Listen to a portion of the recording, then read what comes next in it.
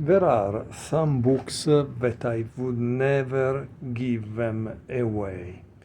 Why? Because one, they are beautiful game collection. Two, the publisher really did the job. What do I mean the publisher did the job? Let me show you. Here we go.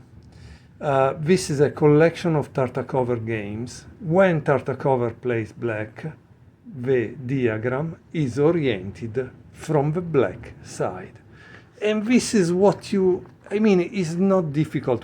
Today the books are made thanks to ChessBase, so you don't really need than just a few clicks in order to turn the diagram, as you can see here. Okay, you see Tartakower is black, and the diagram is oriented from the black side. Then, of course, the collection of games is fantastic, and there is not only this book. Okay, there is also this other book that I want to show you. That is the collection of Alekhine, My Best Game of Chess, that you must have because same thing. When Alekhine plays on the black side, here we go. The diagram is oriented from the black side. Why is this important, you say? Because at a certain point in your development as a chess player, you will be able to read the game from the book and visualize in your head. You need to do that. Of course, it's not now, maybe. It's when you reach like 2200, 2100, 2200, you must be able to visualize in your head, and this is a great exercise that you want to do, okay?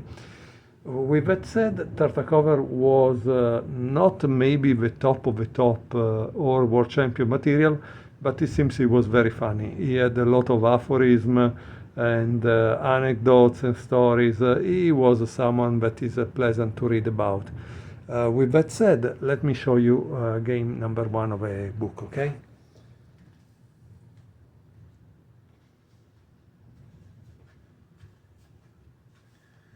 Okay, chapter 1 is Barmen 1905 to Vienna 1908.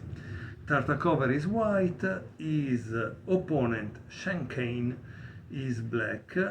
Major B tournament of Barmen 1905. And here, of course, there is a beautiful introduction to the game that says it was in the modest Major B tournament of the Chess Congress at Barmen, August 1905, that my first international test was experienced. Taking place at the same time as a tournament of officially recognized masters as well as two other major tournaments, this competition contained 27 participants in 3 preliminary groups. Sure of myself, I consider my task as a mere promenade, a walkover, and indeed I reached the final group of 10 players with a score of almost 100%, 7.5 points out of 8 games. There too I led throughout the tournament, only to be overhauled at the very end by the Anglo-German master G. Shoris, I never heard of him, sorry, whose perseverance had succeeded in accomplishing miracles in some adjourned games. So imagine, in that time, 1905, they had adjourned games. What does it mean? They played 40 moves or 50, and then they put in an envelope, and then they would continue the morning after. And so they had the night to analyze the game. Today, this thing doesn't exist anymore. Why? Because they tell you that you would use an engine, and the engine would tell you which moves to play, and you would memorize them. In that time, they didn't have an engine, and so they had to find the moves by themselves. Okay. Here it continue, guys. You could read the book again. This book is beautiful because it's a collection of his game, but it's also his chess biography, and so it's worth it in my opinion.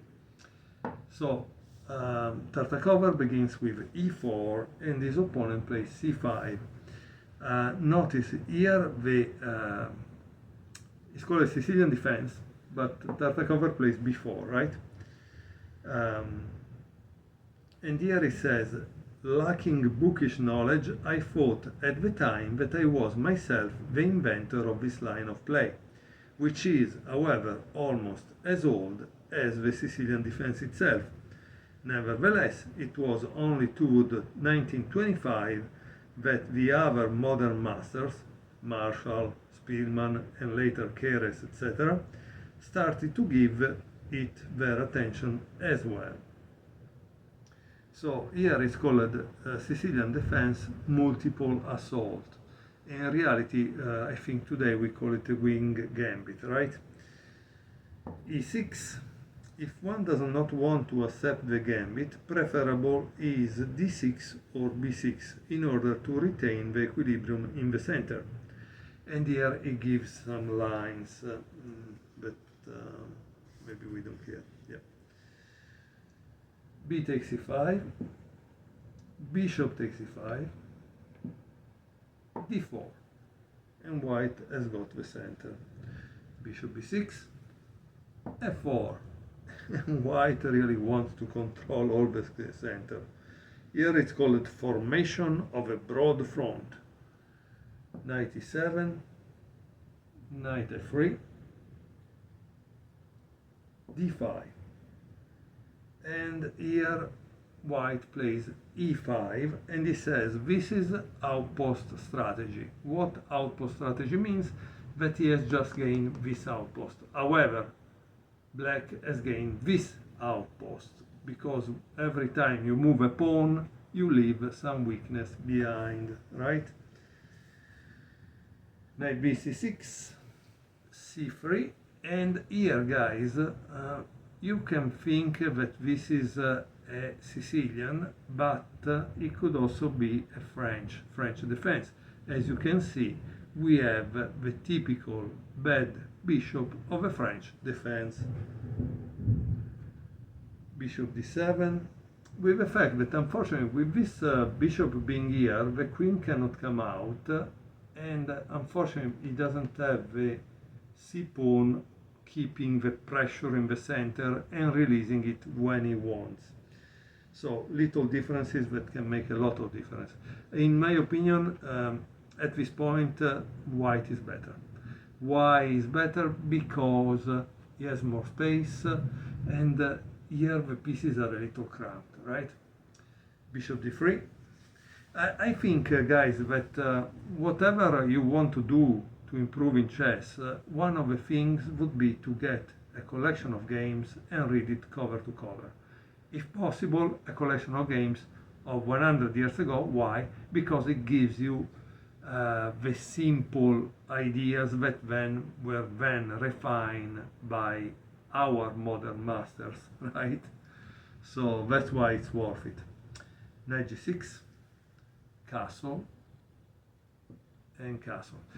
Practically, in this book, you will see many of the ideas that our friend Nintsovich explained in his book, My Praxis, or whatever it's called, his book, because of course different languages use different titles. Okay, here, what do you think white played after black castle? White played king h1. King h1, it could make sense if he wants to attack, right? But it also makes sense because there is this bishop that is attacking there. Here it says, as will be seen, white is going straight to the point, and by this preliminary maneuver of evacuation, he tries to inaugurate a frontal action without delay. f5, rook g1, and as you can see, you see I was right that he wanted to play rook g1 and g4, but why did I know? Because I have seen enough games in which this thing happened. And so why it's important that you have a book like this one? Because when you will see all the games of this book, that by the way, I didn't tell you how many there are, but maybe you want to know since this is a review of this book, right? So here it seems we have more than 180 games. 184, 190, perfect. I mean, let's say that the game are 190. When you have seen 190 games by Tartakower, you will get also a kind of forma mentis, pattern recognition, a lot of stuff that in my opinion will teach you for real how to play chess and will improve your chess without you knowing it. Rook c8, obviously g4 like I told you, f takes g4, and rook takes g4. Bishop e8, knight g5 is marked as a good move. Why is a good move? Obviously because the bishop is here instead of being here, otherwise it would have been exchange. But this knight is attacking here, that is not protected, right? And then is attacking here, and so here there is a mess here already. And then notice the bishops, they are going in this direction, right? So that's important too. Okay, queen d7 defending the pawn e6, and here there is a diagram. Tartakower says the calm before the storm. Now guys, pause the video, try to find what is the next move by Tartakower, because I believe it's kind of important. So I hope you pause the video. The move is knight takes h7, king takes h7, rook h4, and here there is king g8. Very interesting, right? So why king g8? Because you cannot take.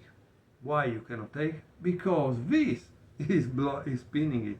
So the only move you can play is this. But once you play this, guess what? There is the other big piece coming in, right? Queen h5. And I think by this point the game is probably nearly over. Now, I want you to try to find out what happens after knight takes h4. In the book is written, there is a checkmate in 3 moves.